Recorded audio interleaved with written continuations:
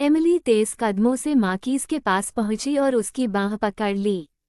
मेरी बहन तुम्हें ढूंढ रही है, चलो। वो उसे बाहर ले जाने ही वाली थी कि अरे जरा रुको। माकीज ने उसे रोका और सिडनी की तरफ एक हल्की सी झेंपी हुई मुस्कान फेंकी। इसे गलतफहमी हुई है। मेरा उसकी बहन से कोई लेना देना नहीं है। मैं बस उसके भाई को जानता हूँ, हम क्लासमेट थे। लेकिन एमिली ने उसकी बांह नहीं छोड़ी।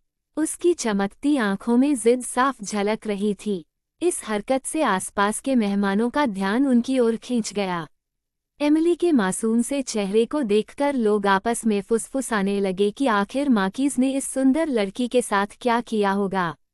माकीज के पास अब मान जाने के अलावा कोई चारा नहीं था। उसने एमिली से धीमे से पूछा, तुम्हारी बहन मुझे क्यों ढूंढ रही है? वो वहाँ है। एमिली ने पीछे के लाउंज की तरफ इशारा किया।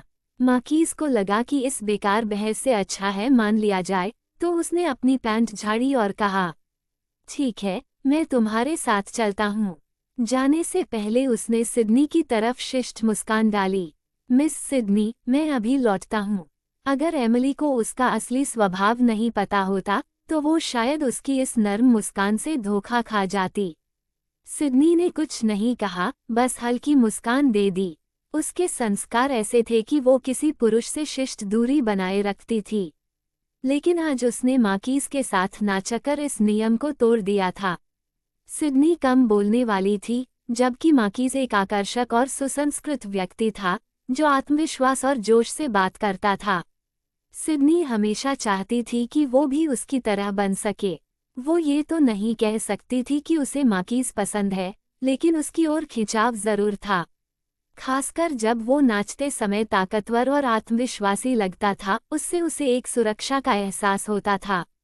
माकीज के जाते समय कहे शब्द याद करके सिडनी वहीं ठिठक गई। थोड़ी झिझक के बाद उसने समय देखा, अब उसे घर लौट जाना चाहिए। तभी मेहमान चुपचाप लाउंज की तरफ बढ़ने लगे, जहां एमिली माकीज को ले गई थी। सिडनी भी खुद को रोक नहीं पाई और उनके पीछे चल दी। सच कहें तो वो भी माकीज और एल्सी के रिश्ते के बारे में जानने के लिए उत्सुक थी। एल्सी हमेशा खुद को एक विनम्र महिला के रूप में पेश करती थी, लेकिन सिडनी ने उसे गुस्से में देखा था और जानती थी कि उसका एक दूसरा चेहरा भी है।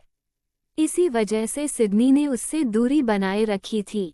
आज ज्यादातर एल्सी के सहपाठी आमंत्रित थे और सिडनी को भी बुलाया गया था। उसके दादा ने कहा था कि हमउम्र लोगों से मेलजोल रखना उसके लिए अच्छा रहेगा। इसलिए वो तोहफा लेकर आई थी, लेकिन एल्सी को वो जरा भी पसंद नहीं थी। आने से लेकर अब तक एल्सी ने उसे एक बार भी नहीं बधाई दी, बल्कि एल्सी का भाई एलियट ही था जिसने उसका स्वागत किया और आने के लिए वाइन ऑफर की। भीड़ का पीछा करते हुए अचानक सिडनी के दिल में एक अजीब सा डर बैठ गया, जैसे जो होने वाला है उसका असर उस पर भी पड़ेगा। एमिली माकीज को लाउंज के दरवाजे तक ले गई और इशारा किया, वो अंदर है। माकीज ने सिर हिलाया और दरवाजे पर दस्तक दी। अंदर से दस्तक सुनकर एल्सी को लगा कि ये सूजन है, जो वो ड्रास ठीक करके ले आई है। उसने कंबल एक तरफ रखा और सिर्फ अंडरगारमेंट में ही दरवाज़ा खोल दिया। दरवाज़ा खुलते ही माकीज चौंक गया, लेकिन नज़र हटाने से पहले वो पल भर तक उसे देखता रह गया। एल्सी ने चीखते हुए मुड़कर देखा। शायद वो इतनी घबरा गई थी कि दरवाज़ा बंद करना भी भूल गई।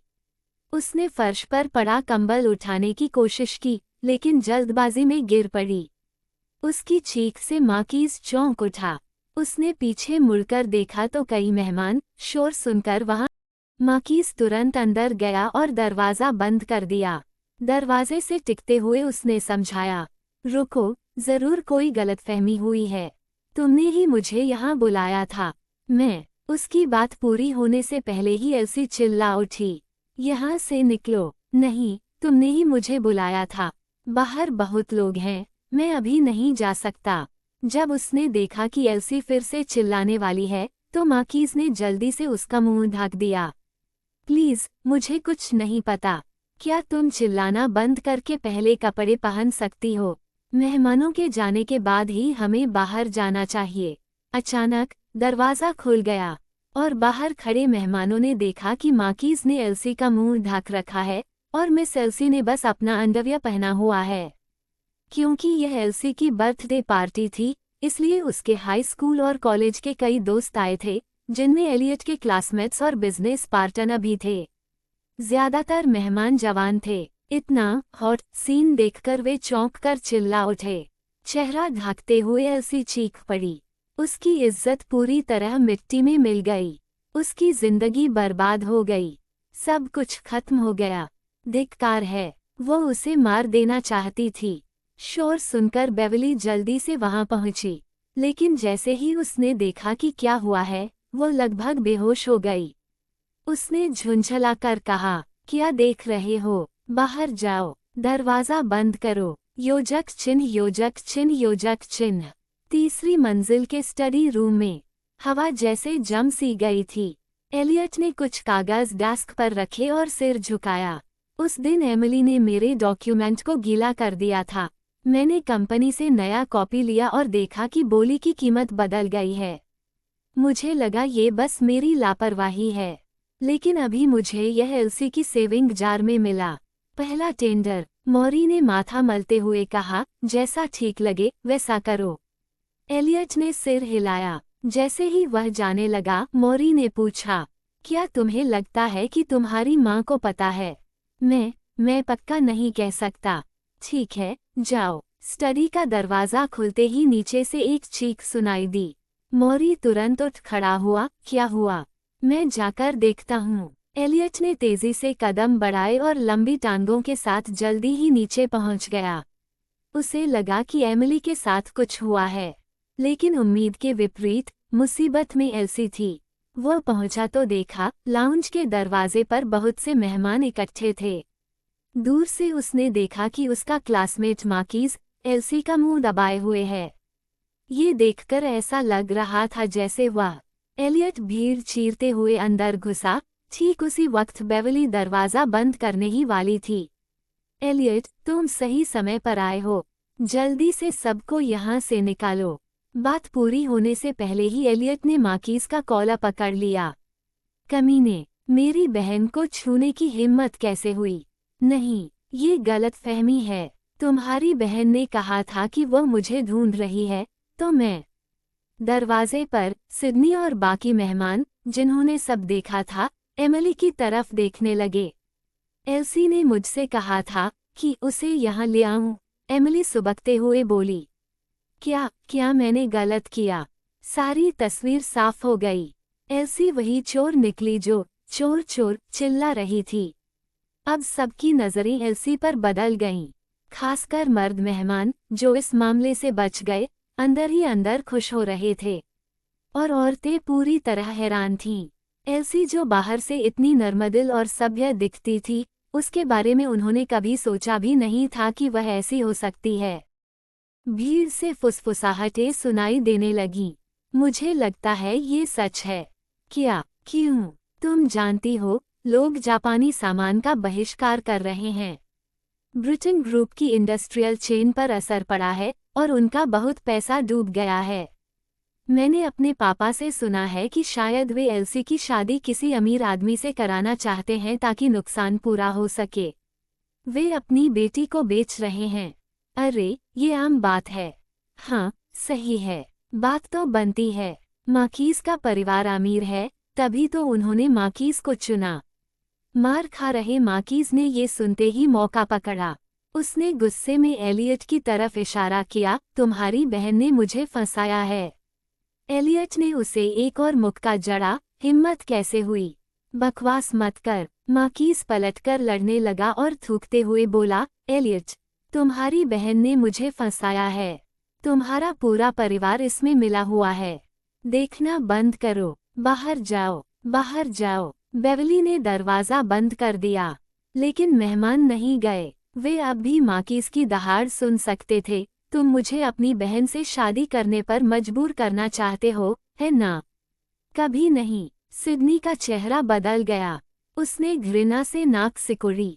अगर मार्कीज सच में एक सज्जन होता, तो चाहे गलती किसी की भी हो, उसे शांति से समझाना चाहिए था, न कि मारपीट करके दोनों परिवारों की बेइज्जती करनी चाहिए थी।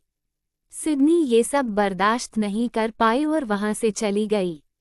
एक जश्न भरा जन्मदिन भोज आखिरकार सबसे ज्यादा हलचल भरे नज़ारे के साथ खत्म हुआ। बटलर और नौकरों ने झुककर मेहमानों को विदा किया। उन्होंने कम अधिक इस घटना को देखा था और थोड़ी शर्मिंदगी महसूस कर रहे थे। चाहे इसके पीछे कोई भी हो, चेहरा तो एल्सी का ही खराब हुआ था। मेहमानों के जाने के बाद भी एल्सी रो रही थी। वह सामान फेंक रही थी और मार्किस को कोस रही थी। फिर उसने एलियट को भी कोसा कि उसने ऐसा दोस्त बनाया। अचानक उसने एमिली की तरफ उंगली उठाई और गरजते हुए बोली, ये तू थी, है ना? तू ही उसे यहाँ लाई थी। तू मुझसे नफरत करती है। तू चाहती है मैं मर जाऊं।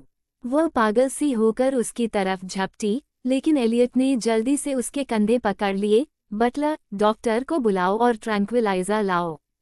सूजन, एमिली को ऊपर ले जाओ और दरवाजे पर पहरा लगाओ। जी। सब फौरन हरकत में आ गए। सूजन एमिली को ऊपर ले जाते हुए बड़बड़ाई, गलती मेरी है। अगर मैंने उसे दूसरी ड्रेस दे दी होती तो ये नहीं होता। मैं बस जल्दी से वो ड्रेस ठीक करना चाहती थी। सोचा ऐसी खुद कुछ पहन लेगी। ये नहीं सोचा था कि वो सिर्फ अंडरवियर में ही रहेगी। एमिली ने ऐसे दिखाया जैसे उसने कुछ समझा ही नहीं। सूजन ने आह भरते हुए पूछा, तुम भूखी हो? रात का कुछ खाना चाहोगी? एमिली ने सिर हिलाया और मीठी आवाज में कहा, मुझे भूख नहीं है। सूजन ने उसके सिर पर हाथ फेरा। एमिली, तुम बहुत अच्छी बच्ची हो। फिर तुम जल्दी सो जाओ। आज मैं तुम्हें कहानी नहीं सुना पाऊंगी, मुझे एल्सी का ध्यान रखना है। ठीक है। एमिली कमरे में गई और अपनी बाह में छुपाए आई ड्रॉप्स दराज में रख दिए। फिर वह नहाने चली गई। अलमारी में सिर्फ गुलाबी पायजामे और सफ़ेद प्रिंसेस ड्रेसेस रखी थीं। उसने स्ट्रॉबेरी डिज़ाइन वाला गुलाबी पायजामा उठाया। बालकनी का दरवाज़ा खुला था और हवा का झोंका आते ही गुलाबी पर्दे लहराने लगे। वह दरवाज़ा बंद करने के लिए आगे बढ़ी। जैसे ही उसने हैंडल पकड़ा, उसे झटका लगा। दरवाजे के पास कोई शख्स छुपा हुआ था। तुम अभी भी यहाँ क्या कर रहे हो? जितनी जल्दी हो सके। वह आदमी अंधेरे में खड़ा था, लंबा और सीधा, काले सूट में। उसकी उंगलियों के बीच दबे सिगरेट का लाल सिराही धुंध के बीच चमक रहा था। अगर एमिली की नज़र तेज न होती तो शायद वो उसे देख ही न पाती। उसकी आवाज़ सुनकर विंसेंट ने सिर घुमाया। जहां एमिली खड़ी थी वहां से उसे बस विंसेंट के पतले होंठ दिखे जो हल्के से मुड़े हुए थे, और वह धीरे धीरे धुएं का छल्ला छोड़ रहा था। उसने सिगरेट बुझाई और कुछ कदम आगे बढ़ा, जिससे उसका चेहरा रोशनी में आ गया। उसकी भौहें हल्की सी उठी और सेक्सी जबड़े की हलचल के साथ उसने कहा, तुमने कहा था न, तुम मुझे कुछ देने वाली हो। उद्धरण चिन्ह ... उद्धरण चिन्ह। एमिली रुक गई। काफी देर सोचने के बाद उसे याद आया कि हाँ, उसने सच में 1 घंटे पहले उसे कुछ देने का वादा किया था। वह बाथरूम में गई, अपना इस्तेमाल किया हुआ शैम्पू उठाया और उसकी तरफ बढ़ा दिया। ये लो। विंसेंट ने उसे लिया और उस पर लिखे शब्द मिल्क को उंगलियों से सहलाया। एमिली ने गौर किया कि उसे ये काफी पसंद आ रहा था। उसने सोचा शायद उसने ये ब्रांड पहले कभी इस्तेमाल नहीं किया, तो उसने धीरे से कहा, अगर ये खत्म हो जाए तो मैं तुम्हें एक और दे दूंगी। विंसेंट हल्का सा मुस्कुराया, ठीक है। उसके पीछे खड़े गार्ड्स तो चाह रहे थे कि इस पल की फोटो खींच लें। सिटी वाई के मशहूर स्कावोस परिवार के मुखिया विंसेंट, जो एक लीजेंडरी शख्सियत थे, आधा घंटा बालकनी में सिर्फ इसलिए खड़े रहे कि एक छोटी सी मासूम लड़की से शैम्पू की बोतल मिल सके। गार्ड ए, और उन्होंने मुस्कुराया भी। गार्ड बी, बस ऐसे। वो सच में मुस्कुराए। गार्ड सी, मिस्टर विंसेंट, बाकी लड़कियां ये जानकर क्या सोचेंगी? गार्ड डी, अरे यार, मर्द भी। रेक्स, वो अच्छा आदमी नहीं है। एमिली ने अचानक कहा, फूलदान की तरफ इशारा करते हुए, मतलब जिस पर मैंने फूलदान फेंका था। विंसेंट चुप रहा और बस उसे हल्की सी नज़र से देखा। एमिली का बर्ताव भले अजीब था, लेकिन उसमें एक पैटर्न था, उसके लिए दुनिया में बस 2 तरह के लोग थे, अच्छे और बुरे। एमिली ने मुस्कुराते हुए कहा, तुमने मुझे फिर बचाया। शुक्रिया। लड़की अभी अभी नहा कर आई थी, उसके बालों से हल्की नमी झलक रही थी। उसके छोटे से चेहरे से दूध जैसी खुशबू आ रही थी और वह रोशनी में चीनी मिट्टी की तरह चमक रहा था। उसकी त्वचा बेहतरीन जैद पत्थर जैसी थी, जो हल्के उजाले में दमक रही थी। बस इतना, विंसेंट ने भान उठाते हुए कहा, जैसे उसकी गालों को पकड़ने का मन हो रहा हो। एमिली ने थोड़ा सोचा, फिर वापस बाथरूम में गई और एक और शैम्पू की बोतल ले आई। उसने पलकें झपकाईं और कहा, ये आखिरी है। विंसेंट के पास कहने को कुछ नहीं बचा। गार्ड डी हंसी रोक नहीं पाया। गार्ड ए, क्या हुआ? मिस्टर विंसेंट को इग्नोर कर दिया गया। गार्ड बी, चुप रहो, सच मत फैलाओ। गार्ड सी, ये कौन कांप रहा है? गार्ड डी, मैं। गार्ड बी, वो दरअसल हंस रहा है। गार्ड ए, गार्ड सी, रेक्स। एल्सी बेड पर लेटी थी, उसे सिडेट कर दिया गया था। वो एलियट को घूर रही थी, लेकिन उसकी नज़र में अब कोई डर नहीं था। एलियट ने उसकी पूरी तरह अनदेखी की। थोड़ी देर बाद उसने मिन्नतें शुरू की, एलियट, मुझसे गलती हो गई। प्लीज़ मुझे छोड़ दो, आज का दिन बहुत बुरा रहा। मेरी जिंदगी पूरी तरह बर्बाद हो गई है। मैं खुद को ख़त्म करना चाहती हूँ। लेकिन एलियट ने बस उसकी तरफ चाकू फेंका और इशारा किया, तो कर लो। एलियट, एल्सी रो पड़ी, मैं तुम्हारी बहन हूँ। तुम मेरे बजाय एक पागल लड़की के लिए अच्छे हो सकते हो, लेकिन मेरे लिए नहीं। एलियट ने तुरंत उसका गला पकड़ लिया, अगर तुम मेरी बहन नहीं होती, तो मैं तुम्हें। एल्सी डर के मारे तड़पते हुए घबरा गई। एलियट, तुम्हें क्या हो गया है? मैं डर रही हूँ, प्लीज रुक जाओ। एलियट ने उसका गला छोड़ दिया, फिर चाकू उठाकर सेब छीलने लगा। टेंडर, तुमने बदला था, है ना? एल्सी की नज़र चाकू पर टिकी रही और उसने जोर जोर से सिर हिलाया। मुझे नहीं पता तुम क्या कह रहे हो। मैंने तो इसके बारे में सुना तक नहीं। कौन सा टेंडर? मुझे कुछ समझ नहीं आ रहा। मुझे हैरानी हो रही थी कि तुम्हारे पास टेंडर की कॉपी क्यों थी। एलियट ने सेब को बीच से काटा और एक टुकड़ा उसकी तरफ बढ़ाया।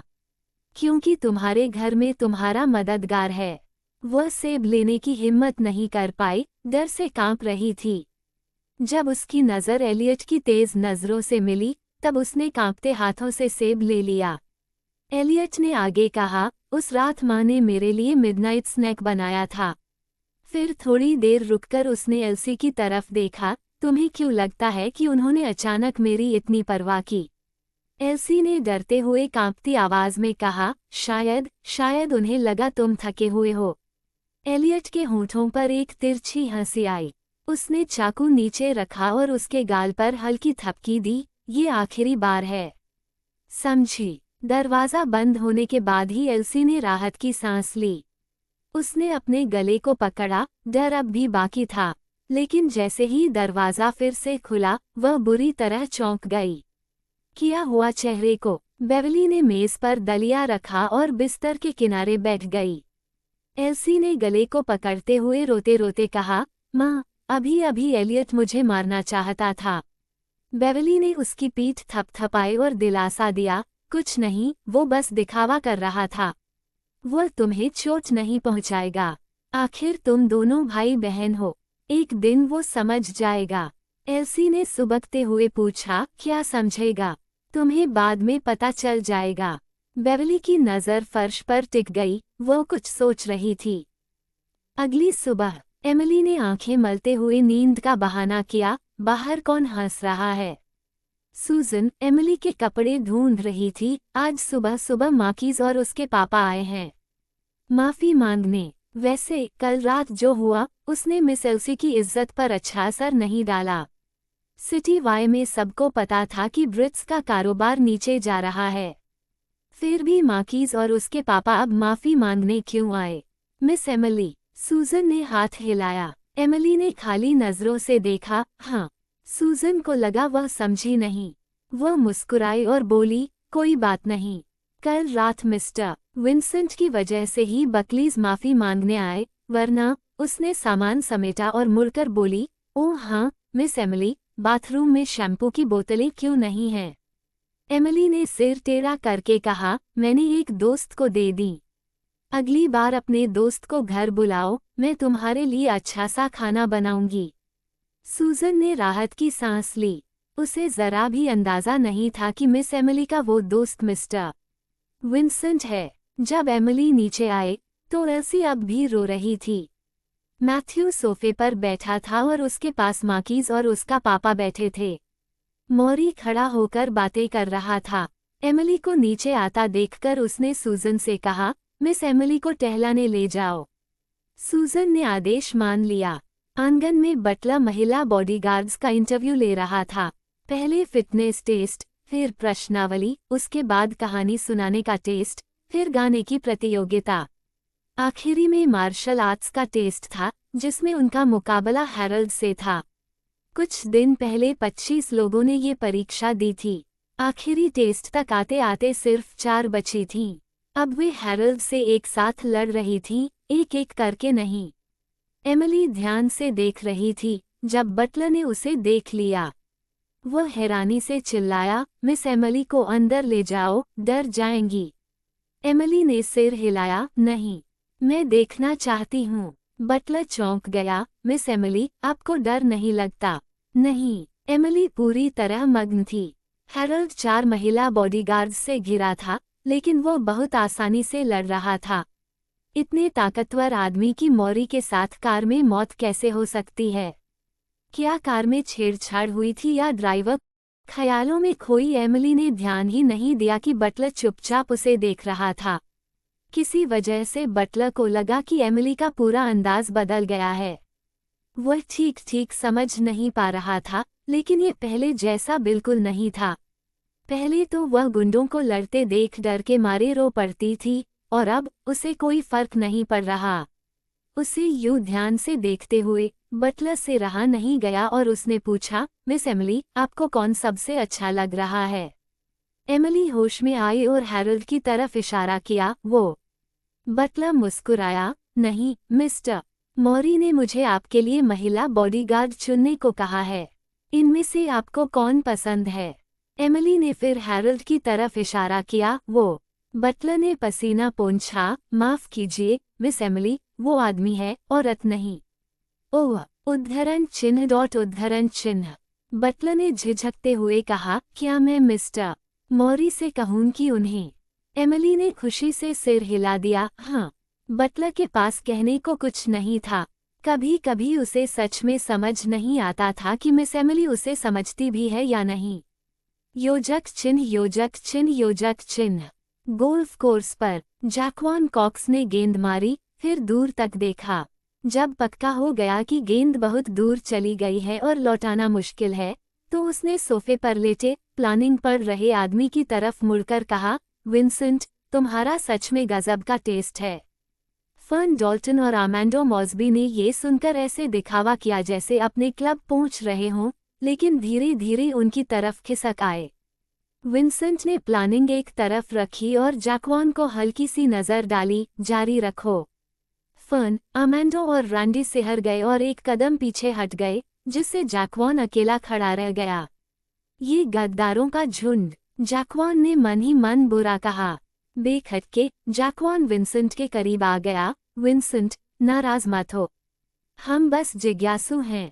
सुना है कि तुम्हें ब्रिट्स की उस पागल सी लड़की, नहीं, खूबसूरत मिस एमिली पसंद आ गई है।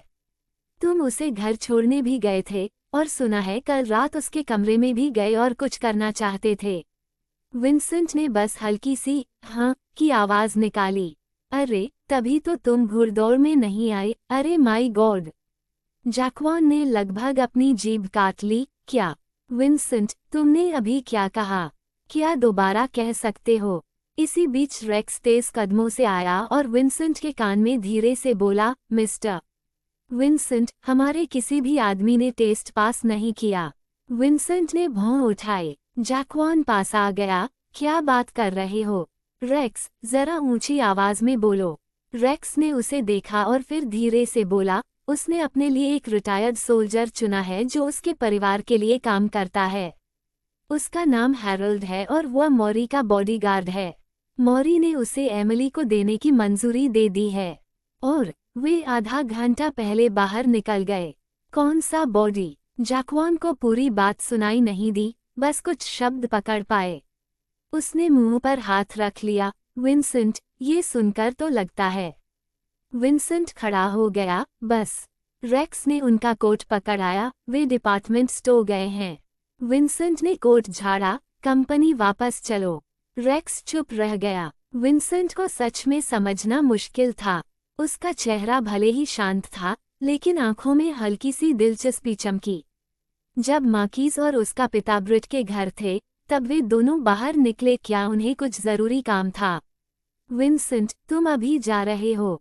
जैक्वान उसके पीछे चला। अचानक उसे लगा जैसे वह कुछ बहुत जरूरी भूल गया है। और जब तक विंसेंट का लंबा सीधा कद उसकी नज़र से ओझल हुआ, वह अब भी उलझन में था। उसने पानी पिया, मुड़ा और कहीं इशारा किया। उसे याद ही नहीं आ रहा था कि वो जरूरी बात क्या थी। फर्न ने उसके कंधे पर हाथ रखा। तुमने सही सुना। विंसेंट ने हाँ कहा था। जैक्वान को अचानक सब समझ आ गया। उसने डर के मारे मुंह खोला, लेकिन अमेंडो ने जल्दी से उसका मुंह दबा दिया। अमेंडो ने हल्की सी आवाज में कहा, जैक्वान, मैंने तुम्हारे लिए चिल्ला दिया, शुक्रिया मत कहना। जैक्वान के पास कहने को कुछ नहीं था। एमिली पहले भी कई बार खरीदारी के लिए जा चुकी थी, लेकिन तब वो हमेशा एक बेचारी, चुप रहने वाली लड़की की तरह रहती थी। पहले के दिनों में उसे हमेशा एल्सी और बेवली के पीछे पीछे चलने को कहा जाता था, जबकि वे लोग सबकी तारीफें सुनती और ध्यान का केंद्र बनी रहती। एमिली को हमेशा भीड़ से अलग थलग कर दिया जाता था। उस समय वह इस परिवार में नई थी और ये शहर उसके लिए अजनबी और बेचैन करने वाला था। लेकिन एल्सी और बेवली उसे वहीं अकेला छोड़ देती और तब लौटकर आती जब उनकी खरीदारी खत्म हो जाती। तब वह बेचारी लड़की चुपचाप बहुत देर तक रोई थी। मिस एमिली, एक आवाज ने उसकी खोई हुई सोच को तोड़ा, हम यहाँ काफी देर से खड़े हैं। क्या आपको ये ड्रेस पसंद है? ये हैरोल्ड था। वह बहुत कम बोलने वाला आदमी था। शायद वह ये नहीं समझ पा रहा था कि एमिली क्या सोच रही है, और बस उसे याद दिलाने के लिए बोल रहा था। एमिली ने सिर हिलाया। नहीं। हैरोल्ड फिर चुप हो गया। वह किनारे खड़ा होकर उसका साथ दे रहा था। एमिली आगे बढ़ी और वह उसके पीछे पीछे, हमेशा 1 मीटर के भीतर चलता रहा। कांच की शोकेस में उसकी सीधी खड़ी हुई काया का प्रतिबिंब दिख रहा था। बटलर ने कहा था कि वह एक ईमानदार स्वभाव का अनुभवी सैनिक है, एक अच्छा बॉडीगार्ड, लेकिन लड़कियों की देखभाल करने में उतना अच्छा नहीं। एमिली अचानक रुक गई और पलटकर बोली, हैरोल्ड। हैरोल्ड भी रुक गया और उसकी ओर देखकर आदेश की प्रतीक्षा करने लगा। एमिली ने उसकी आंखों में देखते हुए पूछा, क्या तुम्हारा कोई सपना है? एमिली ने साफ देखा कि हैरोल्ड की पुतलियां सिकुड़ गईं। उसने कुछ पल खामोशी से उसे देखा। शायद वो उसे सिर्फ 7 साल की बच्ची समझ रहा था, इसलिए बेफिक्री से जवाब दिया, हाँ। मोर्चे पर जाकर देश की सेवा करना। एमिली ने पैरों के बल उठकर उसके कंधे पर हाथ रखा। ठीक है, मैं वादा करती हूँ, तुम जाओगे। अपना बदला लेने के बाद वो उसे जाने देगी। हैरोल्ड ने उसे अजीब नजरों से देखा और हल्की हंसी में खुद पर तंज कसा। एक छोटी सी लड़की के साथ वह सपनों की बातें कर रहा था। आज एमिली ये देखने निकली थी कि वह किस तरह का निवेश कर सकती है। उसके पास सिर्फ 50,000 थे। उसे शेयर बाजार के बारे में ज्यादा पता नहीं था, न ही नेटवर्क मार्केटिंग की जानकारी थी। सबसे बड़ी समस्या ये थी कि उसे कोई दुकान चलाना भी नहीं आता था, और अगर आती भी, तो इतने पैसे में कर्मचारियों को रखना मुश्किल था। इसलिए आज वह बाजार की स्थिति समझने निकली थी। अगर कोई पार्टनर मिल जाए, तो उसकी काफी मेहनत और समय बच सकता था। थोड़ी दूर आगे कुछ औरतें किसी बात पर झगड़ रही थीं। हैरोल्ड ने सलाह दी, मिस एमिली, हम दूसरी तरफ से चलते हैं। ठीक है। एमिली ने हामी तो भर दी, लेकिन उसकी नज़र उस भीड़ पर बनी रही। एक नज़र डालते ही उसने एक जानी पहचानी शक्ल देखी। सिडनी। एमिली को थोड़ी हैरानी हुई। सिडनी बहुत कम बाहर निकलती थी। वो एक पुरानी जमाने की लड़की जैसी थी। स्कूल जाने के अलावा वह हमेशा घर पर ही रहती थी। डिपार्टमेंट स्टोर में उससे मिलना वाकई अनोखी बात थी। एमिली ने ऊपर देखा तो पास ही एक फार्मेसी नजर आई। तभी उसे वजह समझ आई, ये डिकिसंस की 100 साल पुरानी फार्मेसी थी। मिस एमिली, उसे वहीं खड़ा देख हैरोल्ड ने मुड़कर उसका हाथ पकड़ना चाहा, लेकिन एमिली ने अपना हाथ छुड़ाया और सिडनी की ओर इशारा किया, जो भीड़ के बीच घिरी हुई थी। लगता है वो मुश्किल में है। क्या हम उसकी मदद करें? हैरोल्ड ने एक नज़र डाली और कहा, वे एक दूसरे को जानते हैं। एमिली बुदबुदाई, लेकिन वे अच्छे लोग नहीं लगते। हैरोल्ड कोई सही तरीका सोच पाता, उससे पहले एमिली आगे बढ़ चुकी थी। दूर से ही उसे उन औरतों की बदतमीज बातें सुनाई देने लगीं। क्या हुआ? हमेशा खुद को ऊंचा समझती थी, तो एल्सी की बर्थडे पार्टी में क्यों आई? सही कह रही है, तुम हमेशा सादगी और नेकदिल होने का दिखावा करती हो, फिर ऐसे शोरगुल वाले। उसने ठंडे लहजे में कहा, मुझे उसने बुलाया था। मुझे लगता है तुम्हारे इरादे ठीक नहीं हैं। हाँ, हम में से कई ने तुम्हें बकलीज के माकीज के साथ डांस करते हुए देखा था। सिडनी, क्या तुम्हारे लिए ये मानना इतना मुश्किल है कि तुम भी शोहरत की भूख ही ऊपर चढ़ने की कोशिश करने वाली हो? ये कौन सा जमाना है? अब भी ये नकली लेडी बनने का नाटक क्यों कर रही हो? क्या तुम सोचती हो कि तुम कोई प्रिंसेस हो? ये तो बहुत ही हास्यास्पद है। सिडनी का चेहरा अब भी बिल्कुल भावहीन था। तुम लोग जो भी सोचो, मेरे पास और काम है। मुझे अब जाना होगा। रुको। वो लड़कियां फिर से उसके चारों ओर आ खड़ी हुई। एल्सी, तुम्हें एक और मौका देते हैं। हमारे साथ जुड़ जाओ, हम दोस्त बन सकते हैं, सुख दुख साथ बांट सकते हैं। एल्सी चुप रही। अरे, कुछ तो बोलो। जब लगा कि अब झगड़ा शुरू हो जाएगा, एमिली आगे आई और एल्सी को अपना फोन पकड़ा दिया। मेरे भाई तुमसे बात करना चाहते हैं। सब रुक गए। उन्होंने उस छोटी लड़की को देखा जो अचानक सामने आई थी और लगा कि कहीं इसे पहले भी देखा है। अरे, ये तो एल्सी की बहन है। ये तो इसका भाई है। एलियट। सिडनी भी चौंक गई। उसने फोन लिया और कुछ कदम दूर जाकर बोली, हेलो। उन लड़कियों ने एमिली की ओर बनावटी मुस्कान फेंकी और फिर जितनी तेज भाग सकती थीं, भाग गईं। वो बस यही चाहती थी कि ये पागल कुछ न सुने और अपने भाई को न बताए कि उनकी मुलाकात हुई थी। उनके जाने के बाद सिडनी ने एमिली को फ़ोन लौटाते हुए ईमानदारी से कहा, थैंक यू।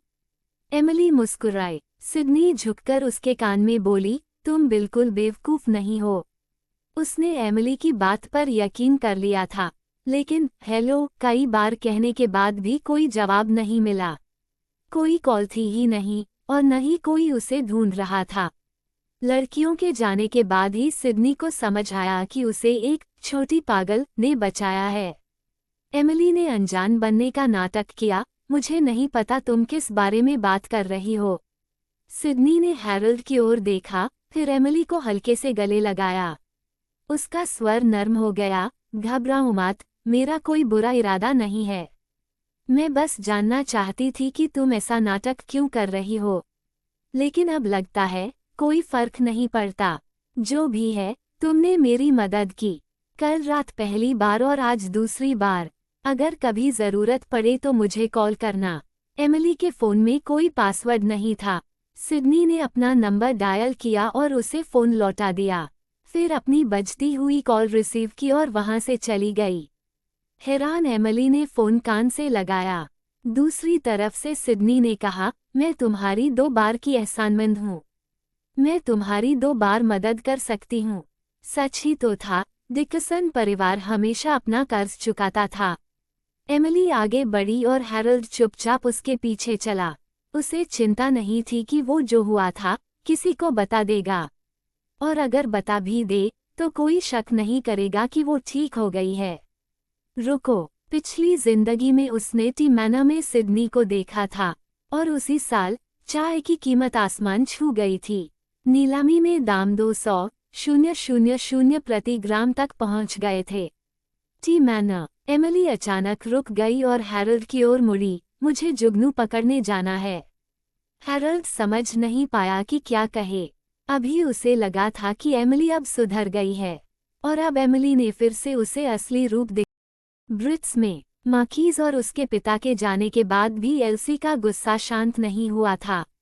उसने अपना गुस्सा निकालते हुए चिल्ला कर कहा, मॉम, मैं उससे शादी नहीं करूंगी। मुझे वो बिल्कुल पसंद नहीं है। उसने इतने सारे लोगों के सामने मेरा मजाक उड़ाया और आप चाहती हैं कि मैं उससे शादी कर लूं? क्या आप मुझे मरते देखना चाहती हैं? मैथ्यू ने अपनी छड़ी से जमीन पर ठक ठक की। ये तय हो चुका है। फिर उसने मौरी की ओर मुड़कर कहा, मैं ये काम तुम्हारे भरोसे छोड़ता हूँ। मौरी ने गहरी सिर हिलाई, ठीक है, चिंता मत करो, मैं इसे सही तरीके से संभाल लूंगा। रोती हुई एल्सी पर एक नज़र डालते हुए मैथ्यू बोला, उम्मीद है ऐसा ही होगा। फिर वह चला गया। बेवली एल्सी को नर्म आवाज में समझा रही थी, एल्सी, कंपनी की खातिर हाँ कर दो। उसकी बात सुनकर चिड़ी हुई एल्सी लगभग उछल पड़ी, क्यों? अगर किसी को बलिदान देना ही है तो एमिली को क्यों नहीं चुनते? मैं ही क्यों? मौरी ने झुंझलाकर उसे घूरा, बकली परिवार इतना उदार है कि जिम्मेदारी लेने को तैयार है। तुम्हें और क्या चाहिए? तुमने ही खुद अपना मजाक बनाया। तुम्हें खुश होना चाहिए कि वो ये करने को तैयार हैं। तुम्हें और क्या चाहिए? मुझे ये नहीं चाहिए, एल्सी ने रोते हुए जवाब दिया। वो जानती थी कि मार्कीज मजबूरी में जिम्मेदारी ले रहा है। उसका चेहरा बिल्कुल सपाट था और एल्सी ने महसूस किया कि उसे देखते ही वो और भी घृणा से भर जाता है। अगर उसने उससे शादी की तो वो कभी खुश नहीं रहेगी। वो उससे शादी करने से अच्छा मरना पसंद करेगी। मौरी उठ खड़ा हुआ, तो तुम चाहती क्या हो, मिस्टर मौरी? नौकर जल्दी से आया और उसके कान में फुसफुसाया, मिस एमिली गांव में जुगनू पकड़ने गई हैं। मौरी ने हाथ हिलाया, उसे जाने दो, वो आज रात वापस नहीं आएंगी, नौकर ने धीरे से जोड़ा। आखिरकार मिस एमिली का ये पहली बार था कि वो बाहर रात गुजार रही थी। उसे उम्मीद थी कि मिस्टर मौरी इस बात से सहमत नहीं होंगे। रोती हुई एल्सी पर एक नज़र डालते हुए मौरी ने अपने कनपटियों को दबाया, शायद ये बुरा विचार नहीं है। उसे अपनी बहन को इस हालत में देखना पसंद नहीं आएगा। नौकर ने आंसुओं से भरी मिस एल्सी को देखा। वो थोड़ा हैरान था। मिस एल्सी जैसे किसी श्राप की चपेट में थी। हाल ही में उसके साथ हमेशा बुरी घटनाएं ही हो रही थीं। योजक चिन्ह योजक चिन्ह योजक चिन्ह। Lotus T manor city Y और सिटी एल की सीमा पर स्थित था।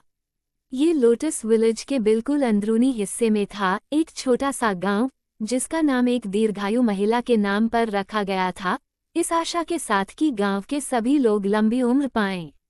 एमिली यहाँ अच्छी तरह परिचित थी। वो यहाँ 4 साल तक रह चुकी थी। गांव अब भी वैसा ही था जैसा 7 साल बाद होने वाला था, एक भूला हुआ स्थान। नौजवान शहर की ओर खींचे चले जाते थे और रोजगार कमाने के लिए बाहर निकल जाते थे। यहाँ सिर्फ बूढ़े और बच्चे रह जाते थे, जो साल दर साल गांव के प्रवेश द्वार पर अपने परिवार के लौटने का इंतजार करते रहते थे। जैसे ही वो पहुंची और कार से उतरी, सभी बच्चे शोर सुनकर बाहर भाग आए। उन्होंने चिल्लाया, एक और कार। एमिली ने अपनी जिज्ञासु नजरें पहिए के निशानों पर टिकाईं। उसकी जानकारी में 7 साल बाद भी यहाँ बहुत कम लोग कार लेकर आते थे, सिवाय मिस एमिली। हैरल्ड ने बीच में टोकते हुए पूछा, क्या आपको भूख लगी है? चलिए कोई रेस्टोरेंट ढूंढते हैं। एमिली होश में आई, सिर हिलाया और उसके पीछे चल दी। कुछ पूछताछ के बाद हैरल्ड को पता चला कि लोटस टी मैनर में ठहरने और खाने की सुविधा है और दाम भी ठीक थे, एक रात का 80 और 2 लोगों के लिए सिर्फ 150 में ठहरने का इंतजाम। जब वे लोटस टी मैनर के प्रवेश द्वार पर पहुंचे तो उन्होंने एक कार को पास में खड़ा देखा। एमिली को कारों के बारे में ज्यादा जानकारी नहीं थी, इसलिए उसने सहज बनने का दिखावा करते हुए पूछा, ये कार कितने की होगी? ज्यादा नहीं, हैरल्ड ने एक नज़र डालकर कहा। एमिली को राहत मिली। उसे चिंता थी कि कहीं कोई अमीर इंसान उसका मुकाबला न कर दे। वैसे भी जब तक उसका प्रतिद्वंदी कोई अमीर आदमी नहीं था, उसके जीतने की संभावना ज्यादा थी। लगभग 20 लाख, हैरल्ड ने आगे कहा, हमारी जितनी महंगी तो नहीं है। उद्धरण चिन्ह। एमिली अपनी हैरानी जाहिर कर पाती, उससे पहले ही अंदर वाले ने दरवाज़ा खोल दिया। वो करीब 40 साल की एक औरत थी। उसने मुस्कुराते हुए कहा, स्वागत है माननीय मेहमानों, अंदर आइए। आप डिनर करना चाहेंगे या रुकना? पहले डिनर, हैरल्ड ने कहा, फिर इस मिस के लिए एक कमरा ढूंढ दो। उसने संक्षेप में खुद को ड्राइवर के रूप में पहचान दी। औरत ने तुरंत समझ लिया और एमिली की ओर सम्मान से सिर हिलाया। मिस, कृपया अंदर आइए। आप क्या खाना चाहेंगी? और कोई खाने पीने की पाबंदी है क्या? मुझे खाने में कोई विशेष पसंद नापसंद नहीं। एमिली ने शिष्ट मुस्कान दी। वो औरत उसे पहले कभी नहीं दिखी थी। मतलब, टी मैना खरीदे जाने के बाद ही वह यहाँ आ बसी होगी। टी मैना काफी बड़ा था और इसके पिछले दरवाजे से चाय के बागान में जाया जा सकता था, जहाँ मेहमानों को जाने की अनुमति थी। लेकिन इसके लिए उत्तर दिशा वाला रास्ता इस्तेमाल करना पड़ता था। इस वजह से उत्तर दिशा के हिस्से में रहने वाले मेहमानों को प्राथमिकता दी जाती थी और उन्हीं की अनुमति से बाकी लोग उस हिस्से में जा सकते थे। वो औरत टी मैना का बारीकी से परिचय देती जा रही थी। पीछे चलते हुए एमिली की नज़र बगीचे में लगी एक छोटी सी तख्ती पर पड़ी। अपनी पिछली जिंदगी में वो टी मैना के दूसरी तरफ एक साधारण से घर में रहती थी। बाद में उसकी मुलाकात संयोग से सिडनी से हुई और वो इस हिस्से में आई थी, जहां उसने चाय का स्वाद लिया था और चांद की रोशनी का आनंद उठाया था। उसके बाद सिडनी डिप्रेशन से मर गई और एमिली कभी यहाँ नहीं आई। मिस, आप ईस्ट साइड में रुक सकती हैं। मैंने हमारे लोगों से खाना तैयार करने को कह दिया है। पहले मैं आपको चाय परोस देती हूँ। बैठिए और थोड़ा इंतज़ार कीजिए। कंबल साफ हैं, या अगर चाहें तो मैं नए मंगवा सकती हूँ। नए ही ले आओ, हैरल्ड ने कहा। वो औरत मुस्कुराई और सिर हिलाकर चली गई। एमिली ने हाथ उठाया, बाथरूम कहाँ है? कहीं इशारा करते हुए औरत ने कहा, आइए मैं दिखा देती हूँ। जाने से पहले एमिली ने हैरल्ड की ओर मुंह बनाकर कहा, पीछे मत आना। हैरल्ड, जो उसके पीछे आने ही वाला था, रुक गया और घड़ी देखी। 10 मिनट के अंदर वापस आ जाना। अगर नहीं आई तो मैं ढूंढने आऊंगा। एमिली ने भान चढ़ाई, नहीं, 20 मिनट। मुझे पॉटी करनी है। हैरल्ड, बाथरूम यहीं है। और हाँ, वेस्ट साइड मत जाना, वहाँ मेहमान रहते हैं। अगर चाय के बागान में घूमना चाहे तो मुझे बुला लेना। हर कमरे की मेज पर मेरा नंबर रखा है। औरत उसे बाथरूम तक ले गई और लौटने लगी। एमिली ने उसे रोकते हुए पूछा, क्या इस मैनर के मालिक का सरनेम डिकिसन है? औरत ने हैरानी से सिर हिलाया, हाँ, और आप? एमिली ने संक्षेप में कहा, मैं सिडनी की दोस्त हूँ। औरत और भी सम्मानित स्वर में बोली, ओह, आप मिस सिडनी की दोस्त हैं। तो आप यहीं रुक जाइए। खाना पीना और ठहरना सब मुफ्त रहेगा। क्या हाल ही में कोई इस मैनर को खरीदने की बात करने आया है? एमिली ने पूछा। औरत ने आश्चर्य से पश्चिम दिशा की ओर इशारा किया, हाँ, वो कल आया था और वेस्ट साइड में ही रुका है। तो आपको उसका ऑफर कैसा लगा? औरत ने गंभीर स्वर में कहा, हम तो बिल्कुल नहीं बेचेंगे। यही वो जगह है जहां मिस सिडनी पली बड़ी हैं। वो इस मैनर की वारिस हैं। चाहे जितना भी ऑफर दे, ये बेचा नहीं जाएगा। एमिली ने मन में सोचा, इसीलिए सिडनी की मौत के बाद ये बिक गया था। उसने लंबी सांस ली, समझ गई। क्या? औरत ने पूछा। एमिली ने सहज स्वर में कहा, नहीं, मेरा मतलब है, ये अच्छा है। क्योंकि ये सिडनी की मिल्कियत थी, तो चीज़ें बहुत आसान हो जाएंगी। अरे, ये तो पुरुषों का बाथरूम है। अचानक एमिली के दिमाग में एक आवाज़ गूंजी और वह ठिठक गई। अपनी पिछली जिंदगी में भी ये आवाज़ उसने सुनी थी। हेलो, मेरा नाम कमरन हेटन है। तुम्हारी पेंटिंग्स अब बहुत अच्छी हैं। क्या तुम ये मुझे दे सकती हो? लिटिल फेदर, ये तुम्हारे लिए है। हैप्पी बर्थडे, मेरी छोटी प्रिंसेस। कोई बात नहीं कि तुम्हारा भाई मुझे पसंद नहीं करता। ज़रूरी ये है कि क्या तुम्हें मैं पसंद हूँ।